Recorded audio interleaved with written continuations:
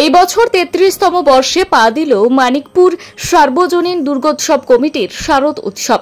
সবুজে ঘেরা লিচু বাগান, গ্রিন জোন, শহরের কোলাহল থেকে দূরে এক শান্ত পরিবেশে শুরু হলো শারদ উৎসবের প্রস্তুতি।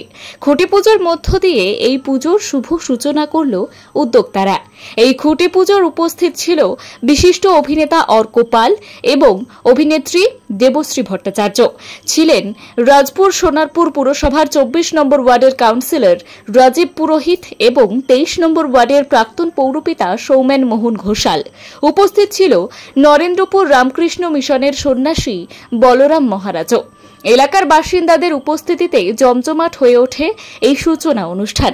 ছোট থেকে বড়, মহিলা থেকে প্রবীণ, সকলের মধ্যেই পুজোকে ঘিরে এক অসাধারণ উন্মাদনা। এবছরের পুজোয় প্রথমবারের জন্য আয়োজিত হতে চলেছে কুমারী পুজো, যা হতে চলেছে এই উৎসবের অন্যতম প্রধান আকর্ষণ। যদিও এবারের থিম এখনো গোপনই রেখেছে উদ্যোক্তারা, জানা গিয়েছে অগাস্ট মাসে তা প্রকাশ্যে আনা হবে। তবে মানিকপুর সার্বজনীন দুর্গোৎসব কমিটির উদ্যোগ শুধু পুজোর মণ্ডপেই সীমাবদ্ধ নয়, সারা বছর ধরেই চলে নানান সমাজমুখী কাজ, যেমন রক্তদান শিবির, বস্ত্রদান, বৃক্ষরোপণ, স্বাধীনতা দিবস এবং প্রজাতন্ত্র দিবস উদযাপন, ক্রীড়া প্রতিযোগিতা সহ নানান অনুষ্ঠান।